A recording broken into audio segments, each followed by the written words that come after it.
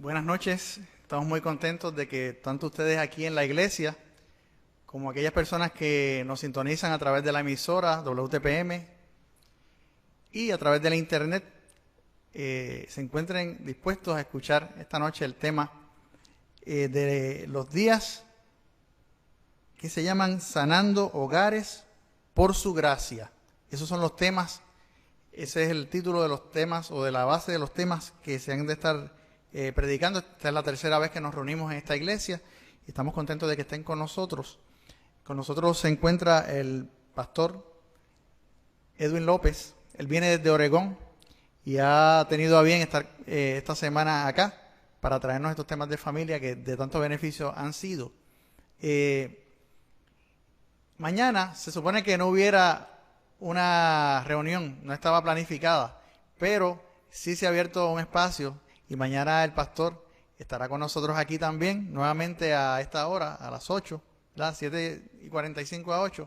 Y el tema de mañana se titula Crisis, Oportunidad Divina. Así que no se lo pierdan y hagan planes porque no estaba planificado, pero así Dios lo ha propuesto y Él va a estar con nosotros dándonos ese tema mañana. El tema de hoy se titula El perdón, la palabra menos comprendida. Dios quiera que, pastor, el Señor le utilice, el Espíritu Santo le utilice para llegar a nuestros corazones, ¿verdad? Con el tema que Él ha puesto a bien poner en sus labios. Y le agradecemos por estar con nosotros nuevamente, pastor.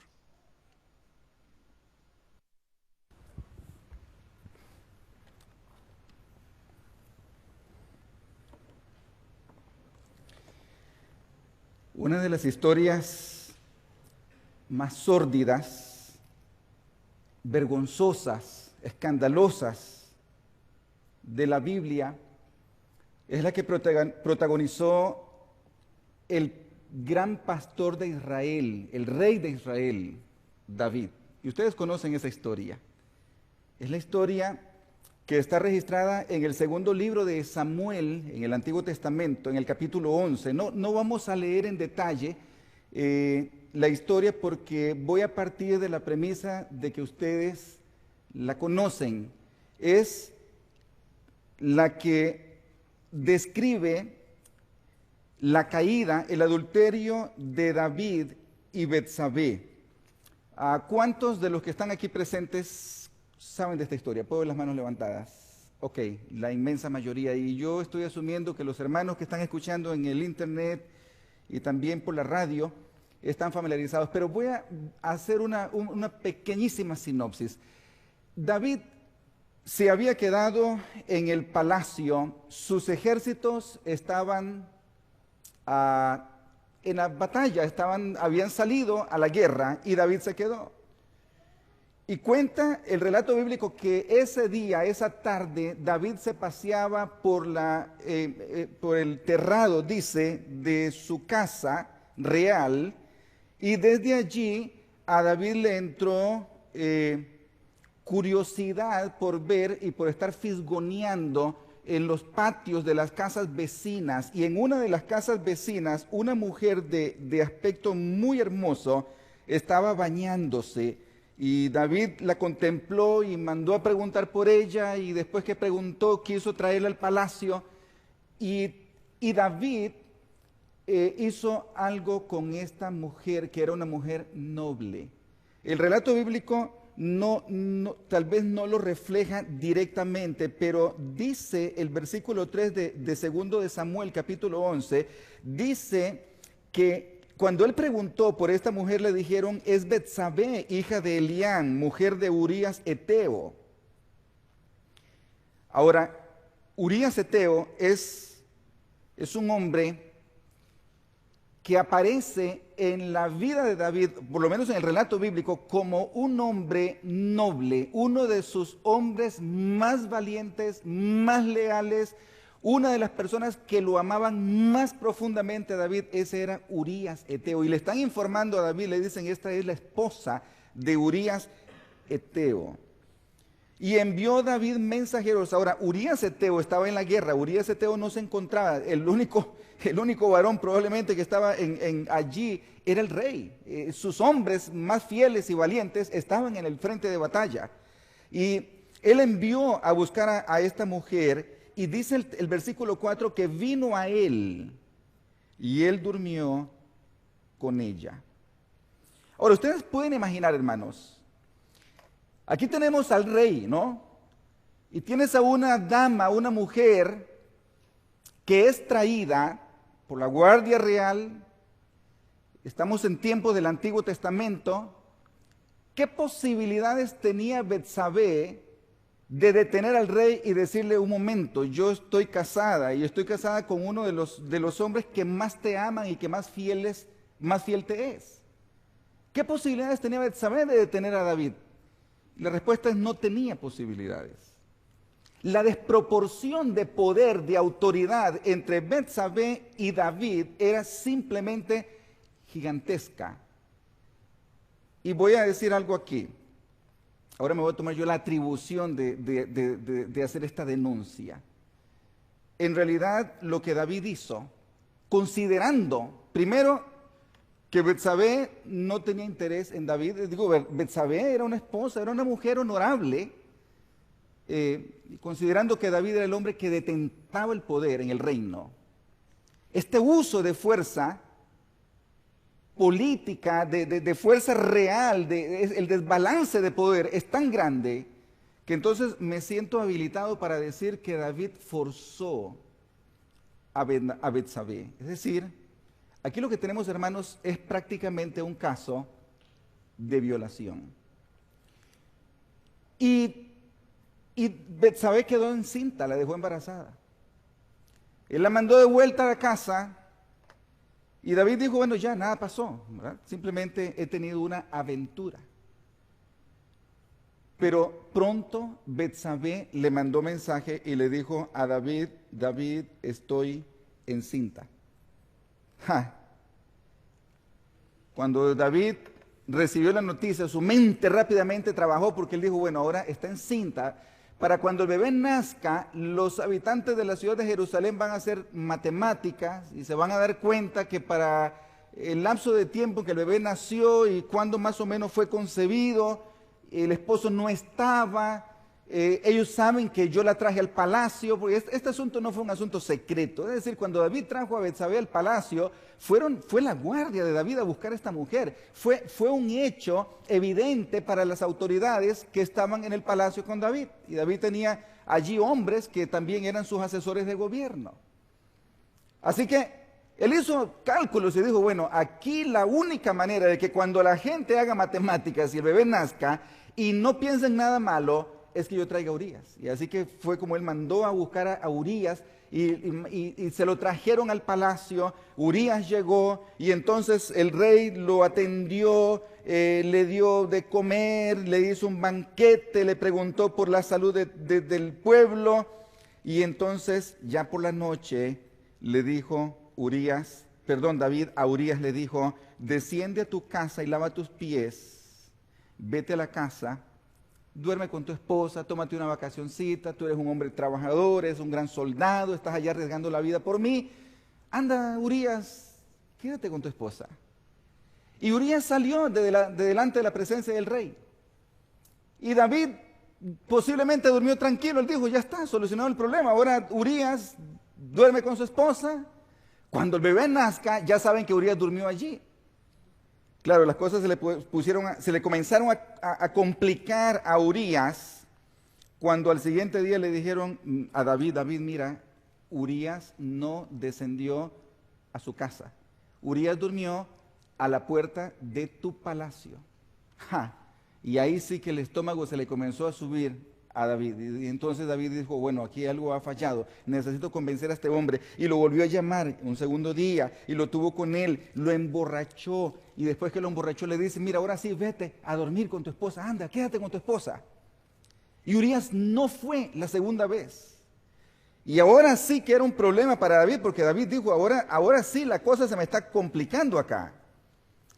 Entonces, a la siguiente mañana, siendo que no lo logró convencer, y Urías le dio razón y le dice: mi rey, ¿cómo yo voy a ir a dormir y estar con mi esposa cuando mis compañeros en el ejército están en el frente de batalla muriendo? Yo no lo voy a hacer. ¿Cómo se llama eso? Eso se llama lealtad. Urías era un hombre de columna vertebral, era un hombre de una sola pieza, no era doble. Y entonces él es fiel a su conciencia. David, al darse cuenta que no tiene caso seguir con este jueguito con Urías, toma una decisión todavía más siniestra, y esa decisión fue simplemente matar a Urías de manera indirecta. Escribió una carta a su general y le dijo: mira, aquí va Urías, cuando estén en la batalla, déjalo solito, quítale los escuderos que están con él, para que lo hieran y muera. Ustedes saben, lo que David estaba haciendo era simplemente dejando a Betsabé viuda, para entonces, ahora sí, sentirse él autorizado y que nadie abriera la boca en el reino criticando lo que estaba haciendo. Y Urías llevó esa carta, él mismo la llevó, se la entregó al general, el general la leyó, un hombre sin mucha conciencia, y el general obedeció al rey, simplemente dejó a Urías solo cuando estaban en la batalla, y Urías murió, y luego le mandó mensaje al rey, le dice: mira, Urías ya murió, y el rey ya estuvo tranquilo, dice: bueno, ya, santo remedio. Qué cosa tan escandalosa, tan siniestra, tan malévola de parte del rey David. Y Dios estaba mirando. Y entonces Dios mandó a su profeta, el profeta Natán. Y Natán llegó al rey, y Natán le contó una parábola al rey. Y le dijo: mira, rey, había un hombre muy humilde, muy pobre, que tenía una corderita nada más.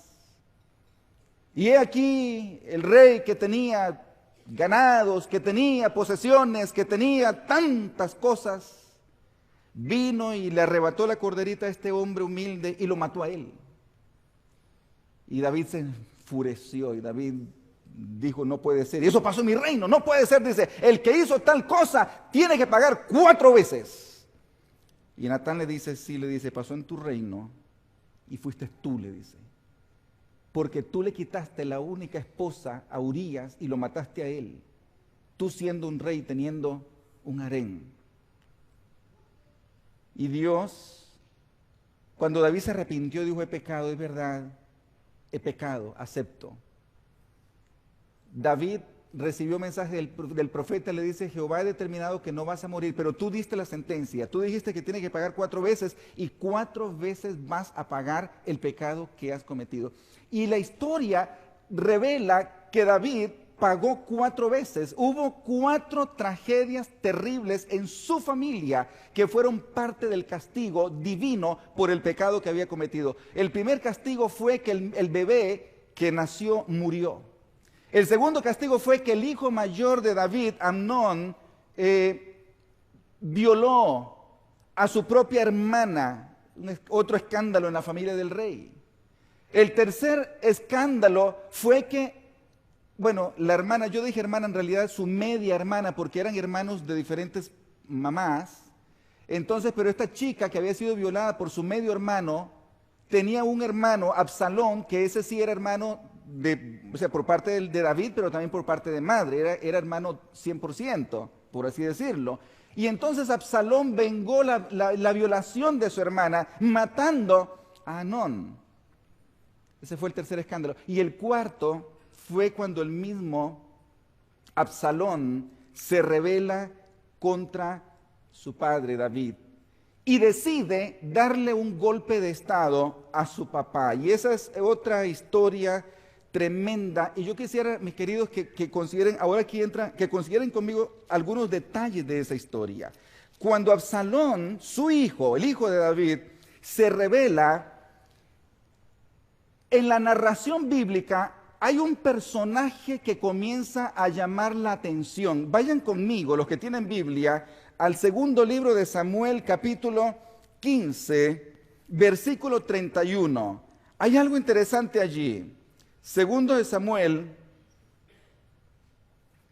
capítulo 15, y tal vez vamos a leer el versículo 12 también. Segundo de Samuel, capítulo 15, versículo 12. ¿Lo tenemos, mis queridos? Ahora leo para ustedes y luego de ahí saltamos al versículo 31. Dice el versículo 12, y mientras Absalón ofrecía los sacrificios, llamó a Ahitofel, gilonita, consejero de David, de su ciudad de Gilo. Y la conspiración se hizo poderosa y aumentaba el pueblo que seguía a Absalón. Ok, ¿a quién llamó Absalón para que se uniera a la conspiración? ¿Cómo se llamaba este hombre? Ahitofel. ¿Y cuál era el puesto de Ahitofel en el gobierno, en el gabinete de David? Era consejero, es lo que llamaríamos hoy también, creo, consejero de Estado, ¿no es cierto? Pero Ahitofel no era cualquier consejero. Vean el versículo 31. Y dieron aviso a David diciendo, Ahitofel está entre los que conspiraron con Absalón. Entonces dijo David, entorpece ahora, oh Jehová, el consejo de Ahitofel. Ese era uno de los consejeros, Ahitofel. David tenía un segundo consejero. Ahí está en el versículo 32. Dice, cuando David llegó a la cumbre del monte para adorar allí a Dios, he aquí Usai Arquita, que le salió al encuentro, rasgado sus vestidos y tierra sobre su cabeza, y le dijo, David, si pasares conmigo me serás carga, mas si volvieres a la ciudad y dijeres a Absalón, rey, yo seré tu siervo, como hasta aquí he sido siervo de tu padre, así seré ahora siervo tuyo, entonces tú harás nulo el consejo ¿de quién? De Ahitofel. En otras palabras, David estaba ahora infiltrando en el grupo de hombres importantes que apoyaban a su hijo, estaba infiltrando a su segundo consejero, que era Usai Arquita. A David le preocupaba Ahitofel. Ahitofel era un hombre grande, era un hombre importante. Y bien, Absalón entró a la ciudad. David, para evitar un derramamiento de sangre en la ciudad, él decidió salir y su hijo entró con su gente y ahí iba Ahitofel y ahora la ciudad quedó y el reino de hecho quedó totalmente a disposición de Absalón. Y algo ocurre interesante. Noten el versículo, vamos al capítulo 16 ahora. Capítulo 16, versículo 20, dice, entonces dijo Absalón a Ahitofel, dame tu consejo sobre lo que debemos hacer ahora. Y Ahitofel le dijo a Absalón, llégate a las concubinas de tu padre, que él dejó para guardar la casa, y todo el pueblo de Israel oirá que te has hecho aborrecible a tu padre. Y así se fortalecerán las manos de todos los que están contigo. Y bueno, y Absalón hizo eso. Y ahora vayan conmigo al versículo 23. Pongan atención a lo que dice el versículo 23. Y el consejo que daba Ahitofel en aquellos días era como si se consultase la palabra de Dios. Así era todo consejo de Ahitofel, tanto con David como con Absalón. Ahitofel era un genio de la estrategia. Era un hombre importante. Pero Ahitofel, que había estado con David y que era su consejero número uno, cuando su hijo, el hijo de David, se rebeló, Ahitofel traicionó a David y se volvió contra David, uniéndose a Absalón, un hombre tan importante. Por eso que David le preocupó y mandó a Usai para que tratara de cruzar los consejos, sus consejos con los consejos de Ahitofel, para confundir. Porque David sabía que con la dirección de Ahitofel, su hijo Absalón iba a tener éxito en la rebelión que tenía contra su papá. Ahora, noten el capítulo 17. Ustedes estaban preguntando, pastor, ¿y esto qué tiene que ver con el tema de esta noche? Estamos hablando, pues el tema de hoy es acerca del perdón. Vayan conmigo al capítulo 17. Dice así, entonces Ahitofel dijo a Absalón, noten ahora, ¿quién toma la iniciativa? Ahitofel. Él toma la iniciativa, va donde Absalón y le dice, yo escogeré ahora 12,000 hombres y me levantaré y seguiré a David esta noche. y caeré sobre él mientras está cansado y débil de manos. Lo atemorizaré y todo el pueblo que está con él huirá y mataré al rey solo. Así haré volver a ti todo el pueblo, pues tú buscas solamente la vida de un hombre. Y cuando ellos hayan vuelto, todo el pueblo estará en paz. ¿Qué quería Ahitofel? Quería matar a David. Es decir, ahora hermano, para que alguien quiera matar a otro es porque en su corazón tiene odio. Y la decisión, el deseo de Ahitofel no es un deseo intempestivo, súbito. El hombre lo ha calculado. Este hombre es un hombre inteligente, es un genio de la estrategia, es un hombre de Estado. Y él sabe que si él va, esa noche era el momento de asestarle el golpe a David. Y él quiere hacerlo con sus propias manos. Ni siquiera le dice a Absalón, anda y hazlo esta noche. No, él quiere hacerlo él porque tiene odio contra David. Claro, Absalón por un momento consideró la posibilidad, pero luego tuvo, como dicen en inglés, second thoughts. La pensó otra vez y decidió llamar a Usai. Y le pregunta a Usai en el versículo 5, dijo Absalón, llamad también ahora a Usai Arquita para que así mismo digamos lo que él dirá. Entonces Usai vino a Absalón y Absalón le habló y le dijo, así ha dicho Ahitofel, ¿seguiremos su consejo o no? Dinos tú. Entonces Usai dijo a Absalón, el consejo que ha dado esta vez Ahitofel no es bueno. O sea, siempre es bueno, pero esta vez no, le dice. Claro que era un consejo sabio, no sabio, era un consejo atinado, era el consejo correcto. Esa noche era la noche para deshacerse de David. Pero Usai ahora tuerce el consejo de Ahitofel, apelando al orgullo de Absalón. Le dice, mira Absalón, si tú permites que Ahitofel vaya, Ahitofel va a matar a David, pero ¿qué va a hacer de ti? Le dice, tú eres el nuevo rey. Tú tienes que mostrar a Israel que tú eres un varón de guerra. Tú tienes que enfrentar a David en campo abierto, ejército contra ejército, y mostrarte como un verdadero general. Allí entonces el pueblo se va a dar cuenta quién es el rey. Y eso apeló al orgullo de Absalón. Y Absalón cometió el error de aceptar el consejo de Usai. Y Ahitofel, vean el versículo 23 ahora, estoy en el capítulo 17, versículo 23, dice, Ahitofel, viendo que no se había seguido su consejo, enalbardó su asno y se levantó y se fue a su casa, a su ciudad, y después de poner su casa en orden se ahorcó, y así murió y fue sepultado en el sepulcro de su padre. Hombre de mucha visión. Él dijo, ya está, Ahitofel, Absalón ha ignorado mi consejo y Absalón está perdido. O sea, en una guerra con su papá, este hombre no tiene las de ganar, este hombre no sabe de guerra. Y David es un hombre que sabe de guerra. Y Ahitofel supo, ya él se dio cuenta que allí la causa de Absalón estaba perdida. Entonces, en su odio y en su frustración, como no pudo matar a David, fue y se mató él.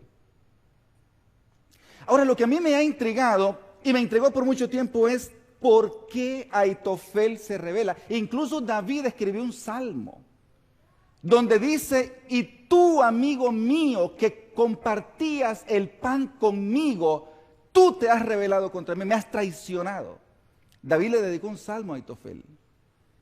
¿Por qué tanto odio? ¿Cómo puede un hombre tan sabio, tan dotado, hombre de Estado, que había estado allí hombro a hombro con el rey David, llegar a odiar a David tanto? Entonces, yo quiero que vayan conmigo otra vez allí a 2 de Samuel capítulo 11 una vez más. Un día, hermanos, leyendo encontré la respuesta. En 2 de Samuel 11, cuando David manda a preguntar por Betsabé en el versículo 3,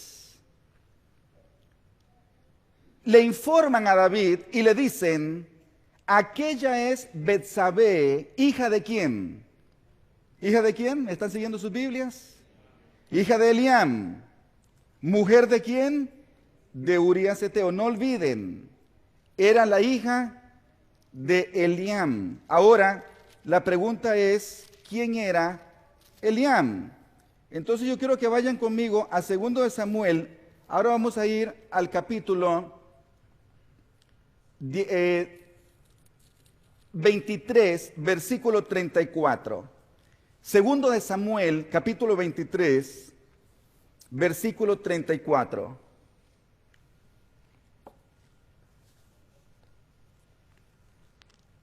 ¿Lo tenemos? Aquí lo que hay es una lista de nombres, es una genealogía, pero noten lo que dice esta genealogía. Elifelet, hijo de Aasbai, hijo de Maaca. Eliam, hijo de quién? De Aitofel Gilonita. ¿Logran hacer la conexión? ¿Quién era Eliam? Era el hijo de Aitofel. ¿Quién era entonces Betsabé? Era Eliam, ¿qué quiere decir? Eliam es, Eliam es el nieto, ¿no es cierto? Eliam era el hijo, gracias, de Aitofel. Y Eliam era el papá de Betsabé. Betsabé era la nieta de Aitofel. Yo no sé cuántos aquí son abuelos. Hay aquí algunos que son abuelos ya. Hay varios que son abuelos. Y estoy seguro que los hermanos que escuchan por el internet y por la radio, habrá muchos que son abuelos. Me dice un amigo que quiero mucho, vive en Idaho, me dice, pastor, me dice, usted no sabe lo que es el verdadero amor todavía. Y me lo dice así con con ese orgullo. Espérese, me dice, cuando sea abuelo y se va a dar cuenta cómo se ama, me dice. Él tiene sus par de nietitos ya. Pero me dicen que no hay etapa más maravillosa que la etapa de ser abuelo. La fascinación, la alegría de ver un nieto crecer. Y Aitofel había visto crecer a Betsabé, una mujer buena. Pero no solo eso. La familia de Aitofel y de Urías, que Urías llegó a ser nieto, ¿no? En este caso, de Aitofel, era una familia completamente entregada al rey David. Ellos amaban a David. Era todo un clan familiar que apoyaban al rey. Ahora, ¿tú te imaginas cómo se sintió Aitofel? Porque Aitofel fue testigo. Aitofel miró al rey cometer el crimen que cometió contra su nieta y contra su nieto. David hizo lo que hizo y Aitofel tuvo que observar y guardar silencio, viendo a su rey, el hombre para quien él trabajaba, a quien él amaba, asesinar a su nieto amado, a Urías, y quedarse con Betsabé. Yo les pregunto a ustedes, mis queridos, ¿se puede entender la indignación, la ira y el odio de Aitofel? Yo no sé si tú no lo puedes entender, pero yo te voy a decir, yo sí lo puedo entender. Y perdonen que voy a usar esta otra figura, pero quizás es la figura que más podría asemejarse a lo que ha hecho el rey David. Imagínate el pastor de la iglesia, que tu pastor viole a tu nieta, asesine a su esposo y siga como si nada. ¿Quién podría tolerar tal cosa? Y uso una figura porque David era, y también así lo llama la Biblia, el pastor de Israel, llamado a buscar el bienestar de su pueblo. Entonces, aquí tenemos una situación, hermanos, de ofensa extrema, brutal, contra una familia, el odio de Aitofel, pero noten ahora, hermanos, lo más asombroso de esta historia. Aitofel murió odiando a David por un pecado que David cometió y por el cual David no perdió ni perderá la vida eterna, porque Dios le perdonó su pecado. Y Aitofel murió. Es decir, Aitofel no pudo perdonar lo que Dios sí perdonó en David. Y aquí esto es, como dicen en inglés, disturbing. Esto perturba. ¿Por qué? ¿Cómo puede ser? Y a partir de esta historia, yo quisiera compartir con ustedes, hermanos, 4 lecciones de la experiencia de David. ¿Está bien? O de la experiencia, quiero decir, de Aitofel, más bien con David. 4 lecciones que aprendo en relación al perdón. En primer lugar, y aquí está la primera lección, el deseo de justicia es uno de los instintos más poderosos del espíritu humano. Justicia. Ahora, cuando hablamos de justicia, hay que entender lo siguiente, que la justicia, como principio, establece que toda acción debe tener una recompensa apropiada. Les voy a dar un ejemplo. Si una persona trabaja duro y honradamente, sería justo que tenga ingresos proporcionales a su trabajo, ¿no les parece? Es lo justo. Si trabajas, tienes que recibir ¿qué? Un salario, es obvio. Si tú observas un régimen alimenticio saludable, te cuidas en la alimentación, vigilas todo lo que consumes, yo creo que sería de justicia que tengas un cuerpo sano y lleno de energía. ¿Les parece? ¿Están de acuerdo conmigo? Justicia. La justicia dice que toda acción debe tener una recompensa en consonancia con la acción. Otro ejemplo. Si yo soy una persona bondadosa, soy una persona generosa, trato bien a los demás, ¿no creen ustedes que sería justo que yo tenga buenos amigos y que las personas me traten de manera recíproca, que me traten con bondad y con generosidad también? ¿No creen que eso sería justo? Eso sería lo justo. Pero si yo cometo una acción delictiva, lo justo sería que a mí se me haga, bueno, dependiendo por supuesto, ¿no? del delito cometido, pues es un crimen.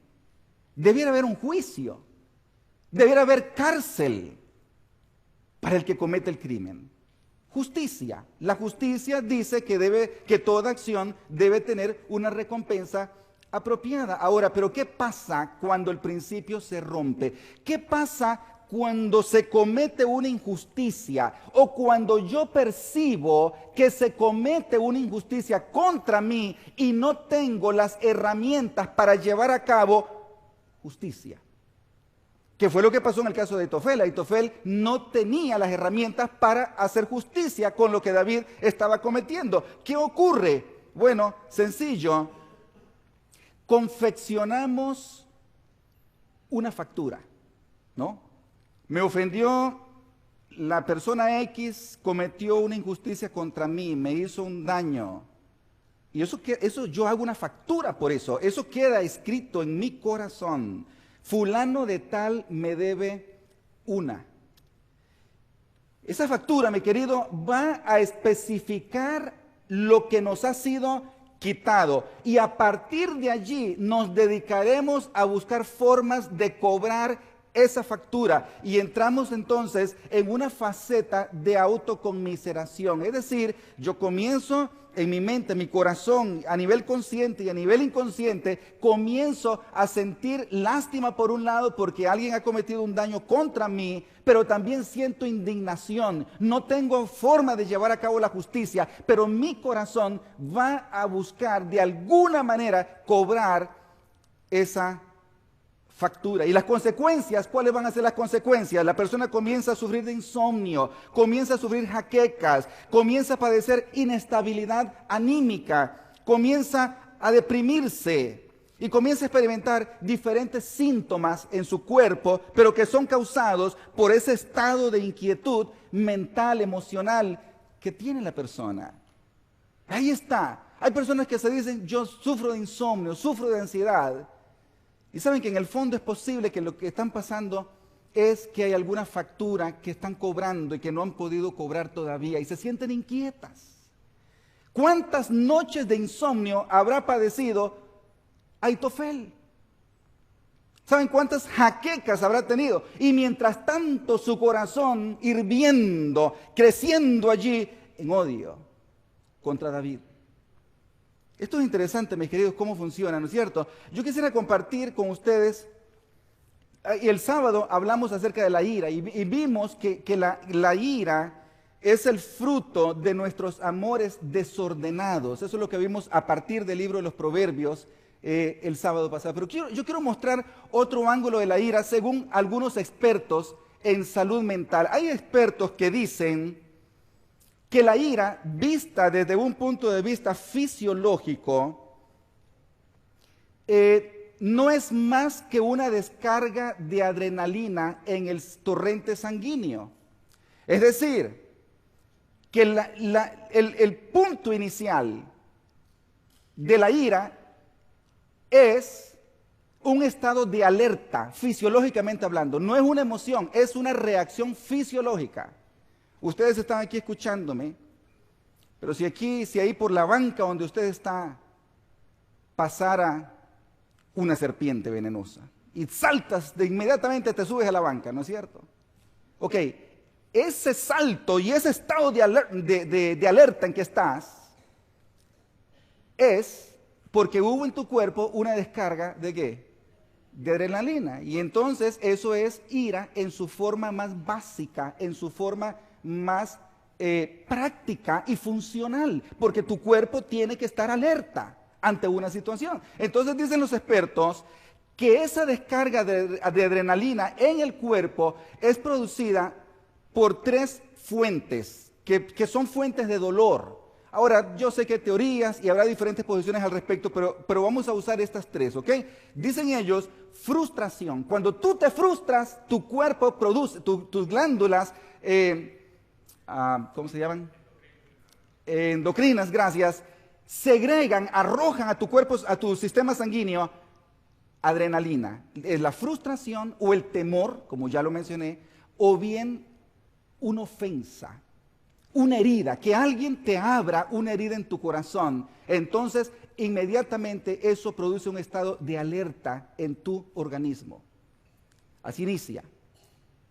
Pero ahora, después, aquí voy a insertar un punto, pero no lo voy a comentar. Estás en estado de alerta. Si esa fuente de dolor no se va, vamos a decir, por ejemplo, hablemos del temor. Y para hablar del temor voy a usar el caso de una esposa que tiene un esposo alcohólico. Y el fin de semana ella sabe que él va a venir tomado a la casa y él es violento. Ocurrió la primera vez, la golpeó, ya la segunda vez ya ella está en estado de alerta, ¿no? Porque su esposo va a volver. Y luego el tercer fin de semana y el cuarto fin de semana, y ella durante un tiempo va a manejar ese estado de alerta, ese estado de dolor, esa condición de sentirse herida porque tiene un hombre violento que es alcohólico. Ahora, pero si esa fuente de dolor no desaparece, si esa fuente de dolor allí está y se repite, entonces ese estado de alerta va a evolucionar y va a producir en la persona una condición de resentimiento. Ahora mi fuente de dolor no ha desaparecido. Comienzo a experimentar resentimiento contra esa fuente de dolor. Ya allí se ha activado mi yo. La parte de ese instintivo, ¿no? Mi naturaleza me va a llevar a querer de alguna manera protegerme de esa fuente de dolor. Pero supongamos que pasa un año, pasan 2 años. En algún momento, si la fuente de dolor no desaparece, entonces va a haber una nueva etapa en la ira, en la condición de ira de esa persona. Va a haber hostilidad. Ahora la persona comienza a experimentar una actitud de rechazo hacia su fuente de dolor. Es lo que pasa en el trabajo. Tú tienes un jefe que te está maltratando, que te está abusando. En algún momento vas a empezar a experimentar hostilidad hacia tu jefe. Y tú lo ves que se sube en el carro, sale y se te cruza un pensamiento, ay, para que se chocara. Ya estás experimentando hostilidad contra él. Y si todavía la fuente de dolor no desaparece, en algún momento la persona llega a odiar.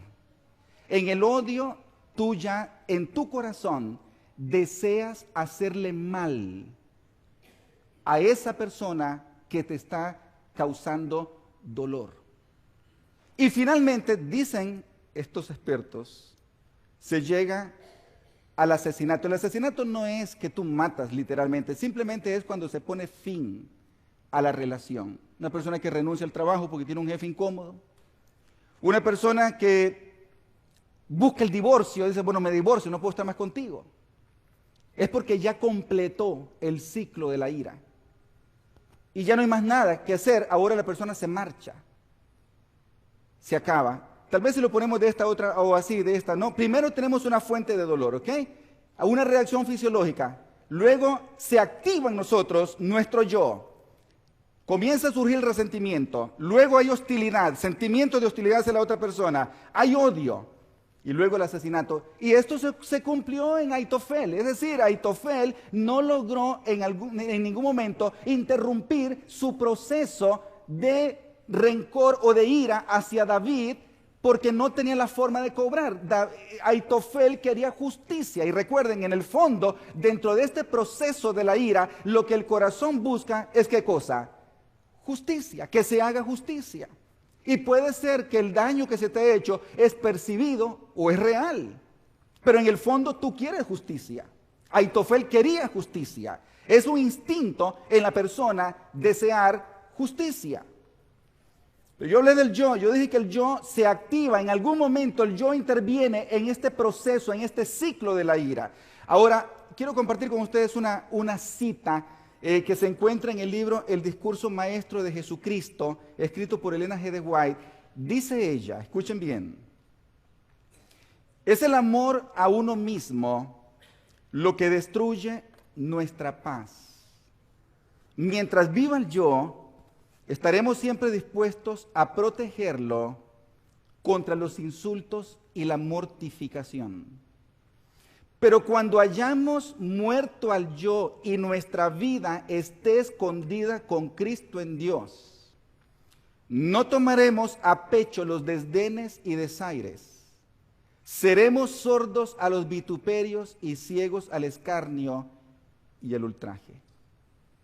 El sábado mencionamos que nuestros amores son desordenados en su fuente, es decir, nuestros amores desordenados nacen de un corazón cargado, lleno de egoísmo y lleno de orgullo. Por ejemplo, pensemos en Aitofel de nuevo. Pregunto, ¿se justifica, había manera de justificar o de entender el pecado de David, la agresión de David contra la familia de Aitofel? ¿Habría manera de entender esa agresión, mis queridos? ¿Qué me dicen ustedes?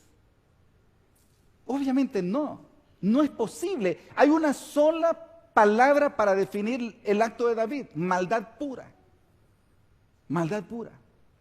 No se puede entender. Ahora, ¿se puede entender el deseo de justicia de Aitofel? La respuesta es obvia. Sí, por supuesto que se puede entender. Pero en algún momento, en esa sed de justicia, el yo comenzó a tomar posesión en el corazón de Aitofel. Y pasó de resentimiento a odio y luego a deseos de venganza. Noten que aquí el factor es nuestro yo, nuestros amores desordenados.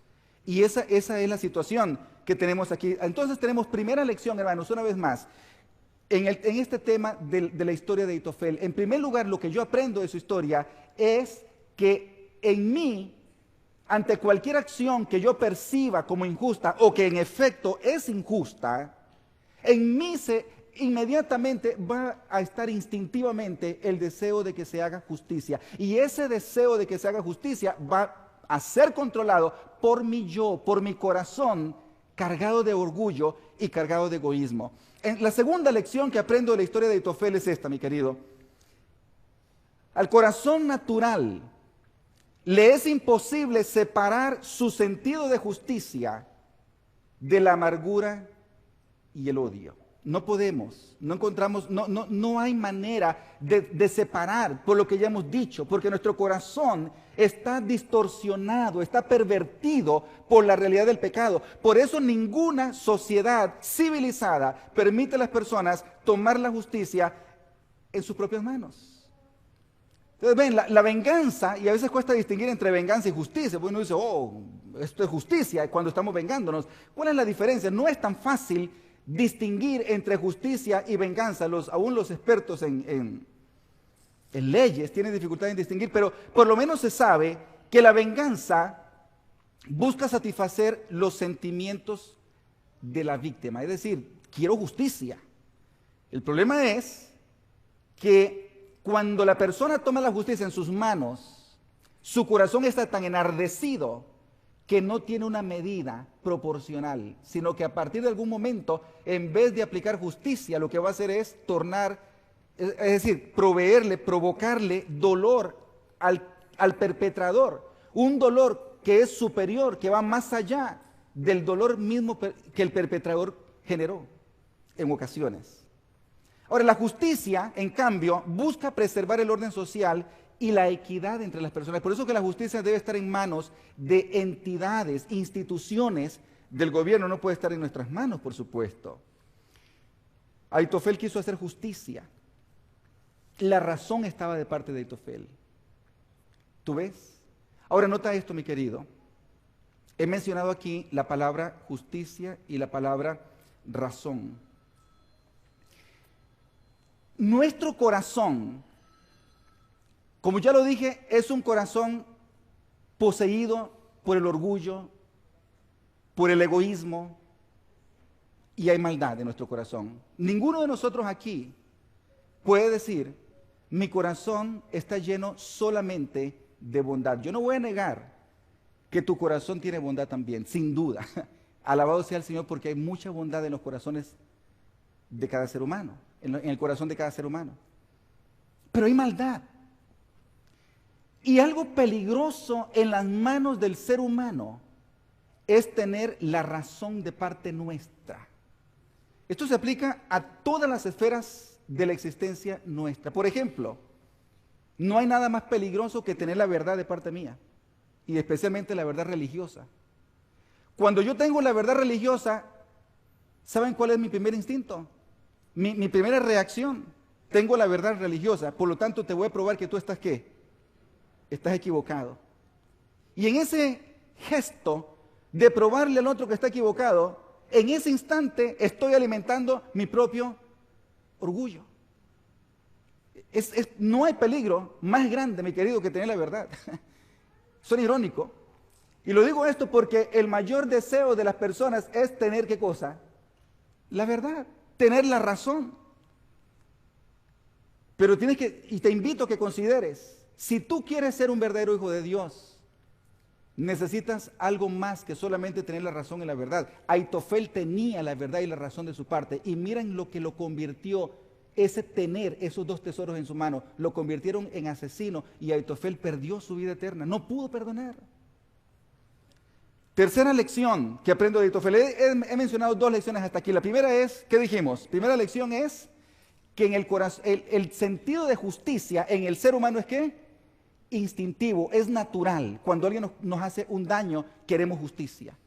Segundo es, he dicho, que al ser humano le resulta imposible distinguir, le resulta imposible, como acabamos de decir acá, separar su sentido de justicia de la amargura y del odio. Y en tercer lugar, vamos a decir acá, que la justicia del hombre es punitiva. En cambio, la justicia de Dios es ¿qué? Redentiva. ¿Qué quiere decir esto? Aitofel quería que David fuera castigado. Aitofel no sabía, no reparó en el hecho de que David ya estaba siendo castigado. No lo sabía. Aitofel no pudo, de hecho perdió su noción, su sentido de la presencia de Dios. Aitofel no fue capaz de dejar la justicia en manos de Dios.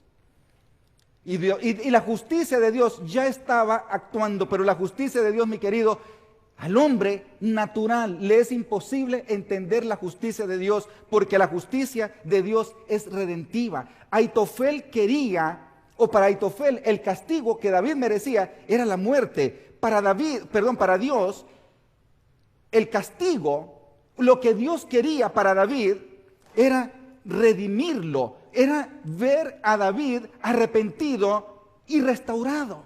El castigo divino conduce al arrepentimiento y a la restauración. El castigo humano, la justicia humana, conduce siempre a la humillación y a la destrucción. ¿Me estoy explicando, mis queridos?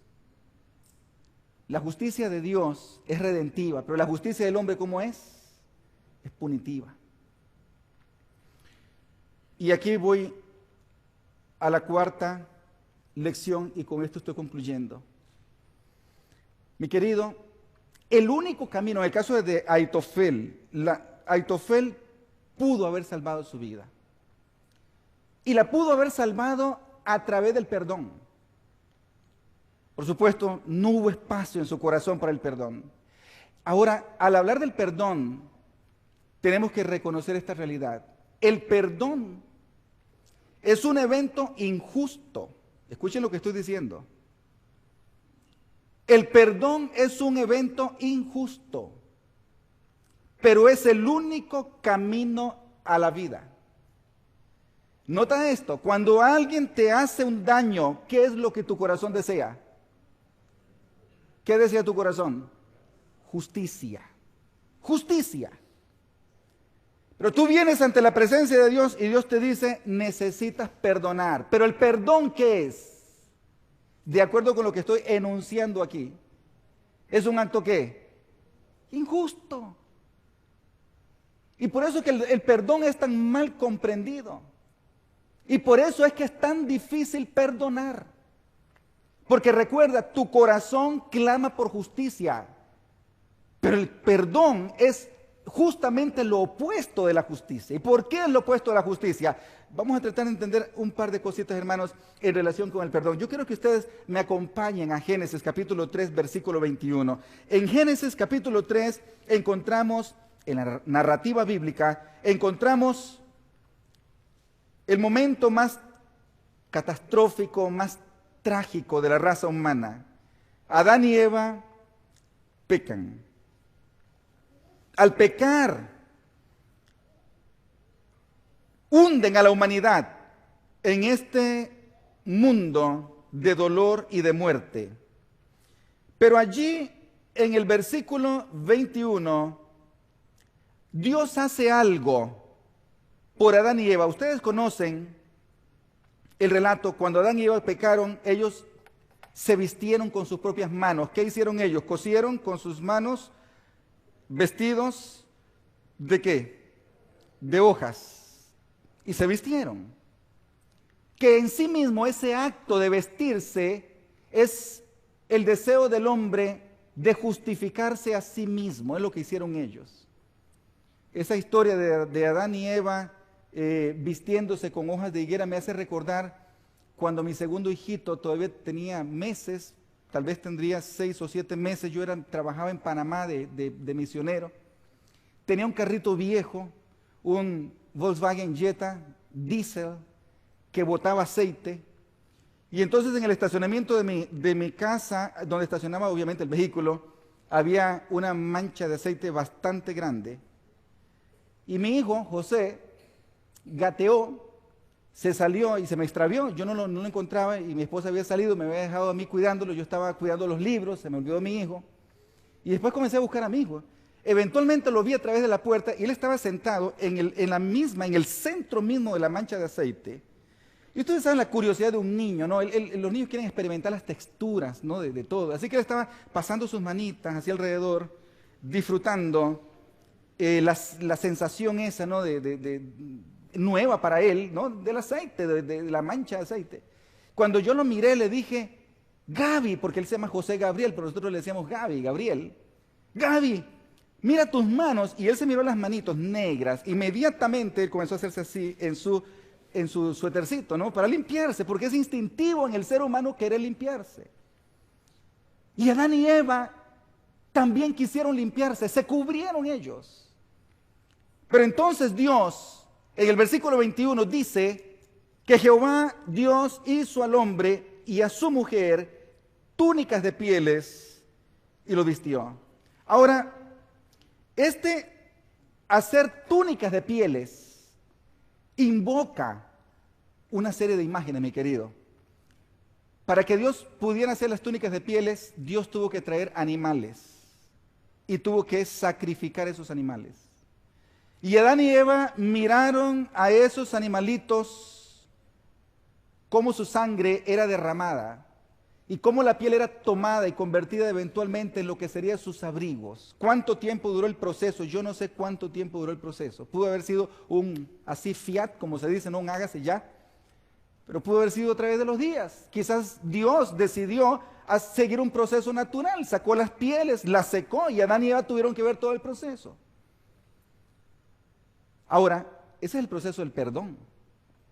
¿Qué significa esto? Dios estaba allí perdonando a Adán y a Eva. Dios estaba colocando la culpa de Adán y Eva sobre aquellos animales. Y aquí tenemos, hermanos, esto importante. En el perdón, la víctima toma sobre sí el dolor y el castigo que debía aplicarse al culpable. Por eso es que el perdón es injusto. La semana pasada tuve una reunión de reconciliación con dos personas y yo le decía a la persona que había sido herida, mira, tú viniste aquí porque tú dijiste que estás dispuesto a perdonar, pero no veo que estás perdonando. Porque aquí hay un fenómeno muy interesante. Cuando dos personas se reúnen para reconciliarse, normalmente no se reúnen para reconciliarse. ¿Saben para qué se reúnen? Se reúnen cada una para probar su verdad. Entonces, cuando tú llegas a una reunión de reconciliación para probar tu verdad, allí ya está, ya tú vas con justicia, estás trayendo tu justicia. Tienes la verdad de parte tuya. Y ahora tú vas a probarle a la otra persona que está equivocada, le vas a demostrar. Ahora, la posibilidad de que haya reconciliación es nula. No va a haber reconciliación porque tú tienes la verdad. La persona que perdona tiene que deponer la verdad. Tiene que renunciar a su verdad. Tiene que renunciar a tener la razón, aunque tenga la razón. Por eso es que es difícil perdonar. Y yo le decía a él, mira, si tú vas a perdonar, tienes que asumir, escúchame bien, le decía, tienes que asumir y echarte sobre tus espaldas el acto injusto que esta otra persona cometió. ¿Estás dispuesto a hacerlo? Porque eso es perdonar. Es echarte sobre tus espaldas la injusticia cometida por otro. Y tú que eres el inocente, que eres el ofendido, tomas tu inocencia y se la entregas a la otra persona, le dice, ok, tú vas a ser el inocente ahora. ¿Estás dispuesto a hacerlo? Por eso es que perdonar es divino, no es humano. Se requiere un corazón impactado por el poder de Dios para que exista perdón. No es fácil, no es sencillo. Es decir, mi querido, hay una transferencia de estatus. La víctima toma su inocencia y se la da al transgresor y al mismo tiempo decide llevar en su propio cuerpo el castigo que le correspondía al transgresor. La semana pasada en Oregon celebramos un congreso que celebramos todos los años,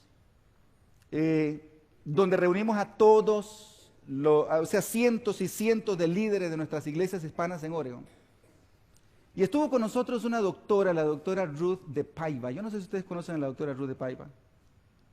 ¿Cuántos de ustedes conocen la historia de Ruth de Paiva?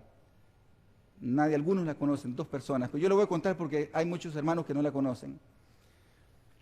No lo voy a contar en detalle. Esa historia me sacudió. Durante las siguientes semanas yo casi ni podía dormir pensando en las escenas que ella narró.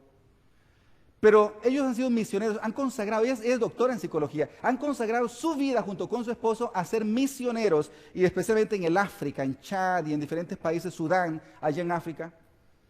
Su hijo, 4 hijos criaron, 2 hijos decidieron ser ministros, ser pastores. Uno de ellos casado, ya iban a celebrar creo que era el 15º aniversario, estaban trabajando en unas islas en el Pacífico, creo que es las Islas Azores, si mi memoria no me falla en este momento. ¿Perdón? Sí, bueno, no escuché bien, pero me imagino que lo que usted ha dicho es válido. Estaban trabajando misioneros. Esa noche, bueno, dos hijitos, su varoncito 12 años, su niña 10 años de edad. Esa noche estaban preparando un evento muy grande que tenían en la zona y entonces se acostaron a dormir un poco tarde, pero a eso de las 3 de la mañana, la niña les había pedido, papi, ¿puedo dormir con ustedes en la cama? 10 añitos la niña, y ellos la dejaron dormir con ellos. Así que el cuarto de ella, de la niña, quedó vacío. Pero a las 3 de la mañana un hombre entró. Y este hombre venía armado con un garrote grande, ¿no? Y una cuerda. Y él sabía lo que venía. Se dirigió al cuarto directo de la niña. La niña no estaba, estaba vacío. De ahí se fue al otro cuarto, el del niño que estaba dormidito. Y bueno, yo no voy a entrar en los detalles porque es muy doloroso, pero en síntesis, esa noche este hombre asesinó a toda la familia menos a la niña. La niña miró toda la escena. Y con la niña esa misma noche, mientras ahí estaban los cuerpos de sus papás y de su hermanito, la llevó a su propia cama a la niña y ahí hizo cosas terribles con la niña. Luego la llevó a la cocina, la amarró del cuello y le dice, tú vas a ser mi esclava el resto de tu vida, le dice. Fue a la cocina, la sentó, fue a la refrigeradora, abrió, tomó agua, se sentó, se quedó mirando a la niña. Luego la volvió a alar como si fuera una mascotita. Pasaron por donde estaban los cuerpos de sus seres amados. La metió en el carro, se la llevó a su casa. A la siguiente mañana le dijo, mira, yo voy al trabajo. El hombre trabajaba para una compañía cuyo propietario era un miembro de la iglesia adventista en ese lugar. Y él se vistió, fue al trabajo y le dijo, mira, tú no puedes salir de aquí, no puedes salir porque si tú sales yo tengo aquí afuera 2 personas que te van a hacer lo mismo que yo te he estado haciendo. Y la niña aterrada ahí quedó. Volvió al mediodía y volvió otra vez a cometer cosas terribles y luego por la noche se quedó mirándole y no le había dado comida, no le dio agua, no le dio nada, la niña estaba languideciendo. Y finalmente en la noche le dice, yo no sé qué hacer contigo, le dice, ¿dónde quieres que te lleve? Y la niña le dice, lléveme a la iglesia de la ciudad, la iglesia central. El hombre la tomó en su vehículo, no le llevó a la iglesia, se la llevó a un lugar escondido y allí la ahorcó, como se la estranguló. Y la dejó tirada. Solo que no la había estrangulado, la niña sobrevivió. A las 6 de la mañana, las luces de los primeros vehículos que iban al trabajo la despertaron a ella. Y bueno, por eso que la historia se sabe como se sabe, porque la niña después contó. Ese mismo día atraparon al hombre. Esa niña tiene hoy 20 años, es una princesa. Vive en los Estados Unidos. Bueno, aquí es Estados Unidos también, solo que esta es la parte de isla, ¿no? Pero vive en Estados Unidos. Esta madre, la abuela, Ruth de Paiva, fue a la cárcel. Ella pidió ir a la cárcel para ver al hombre que había asesinado a su familia. Y mirándolo a los ojos le dijo, tú no lo hiciste, le dice. No hay hombre capaz de causar el daño que tú has causado. No, tú no tienes, le dice, la fuerza para causar la devastación que has producido en todas nuestras vidas. Tú no lo hiciste. El demonio lo hizo, te tomó. ¿Y sabes qué le dice? Yo te perdono. Y te declaro libre de todo esto que tú has hecho contra mi familia. Yo sé que la justicia de este país va a actuar, pero en mi corazón tú eres libre, le dice. Y salió. Y él nos decía, yo transito por la vida. Y él lo contó llorando. Y todos estábamos llorando, porque ¿quién no se va a conmover ante una situación como esta? Nos decía, yo transito por la vida con mi corazón liviano, no llevo ninguna carga por esta situación. Es decir, esta mujer piadosa, una mujer que ha consagrado su vida a servir al Señor, tomó su inocencia. Y luego la niña, pues la niña habló por teléfono allí, nos saludó por el teléfono también, 20 años ya. Han tomado su inocencia y la han colocado sobre esta persona.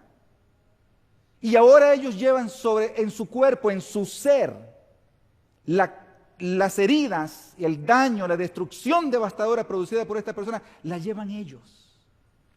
En el perdón, mi querido, tú tomas la injusticia del otro y tú le entregas tu inocencia a la otra persona. Eso es perdonar. En el perdón tú internalizas, tú absorbes una injusticia que se ha cometido y permites que esa injusticia quede suspendida. Es decir, la justicia no se va a efectuar, la justicia se efectúa en el momento en que tú asumes la responsabilidad de la persona o la culpabilidad de la persona y la tomas sobre ti. Ahora, ¿por qué estoy diciendo todo esto? Porque ese es el perdón que Jesucristo vino a ofrecernos. Cuando Cristo vino a la tierra, Él entregó su perfecta justicia. Y dice la palabra de Dios que Jesucristo fue hecho pecado para que nosotros fuésemos hechos justicia. En Él hay una transferencia, hay una transacción. Y el perdón que Cristo nos otorga, hermanos, en su esencia, en su naturaleza, en su dinámica, opera, se aplica a toda situación de perdón. La justicia queda suspendida y tú otorgas el perdón. Está difícil, ¿no es cierto? Y quiero decirte esto, es la única manera como puede volver a restaurarse la vida donde heridas y muerte han sido causadas o producidas. Es la única manera. Solo la persona que perdona experimenta libertad genuina. Y solo la persona que perdona tiene paz. El tiempo se me ha ido, sé, y de hecho he abusado un poco del tiempo ya. Pero yo quiero invitarte en esta noche. Yo no conozco tu historia, no conozco tu vida. Pero seguramente alguien te ha hecho daño. Seguramente alguien causó daño en tu vida y un daño devastador. Y seguramente tú has ido por la vida cobrando esa factura. ¿Por cuánto tiempo? Seguramente ya. Y por más que cobres, la justicia no se efectúa. El Señor te invita en esta hora a que tú asumas el llamado al perdón. Y que tú te arrodilles, que tú le digas al Señor, Señor, hoy voy a realizar esta transacción. Fui inocente, soy inocente, se me ha hecho daño. Voy a tomar mi inocencia y se la voy a entregar a esta persona que me causó daño. Y voy a tomar de esta persona el acto injusto, el dolor que produjo en mi vida y lo voy a asumir, lo voy a absorber en mi propio cuerpo, en mi propio ser.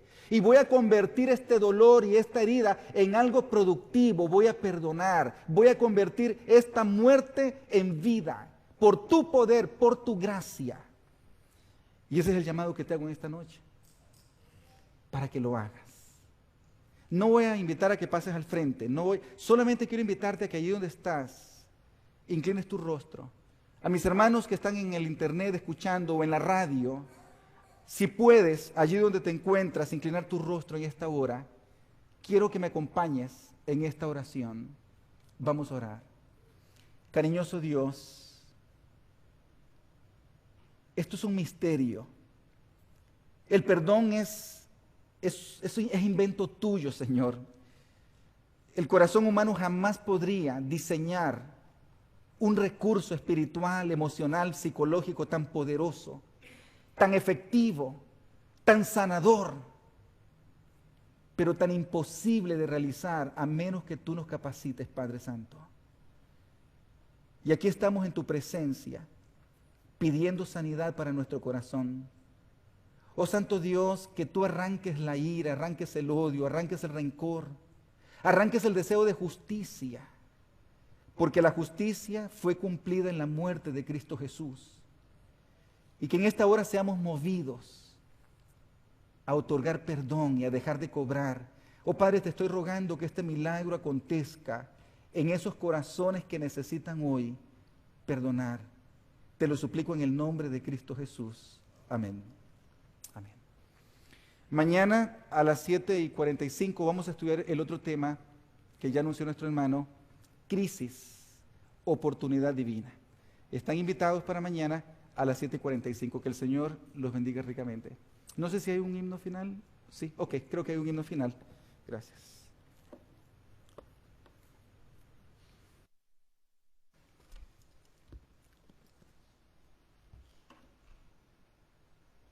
En esta hora agradecemos al Señor por el tema de la noche y terminaremos cantando el himno tema, ¿verdad?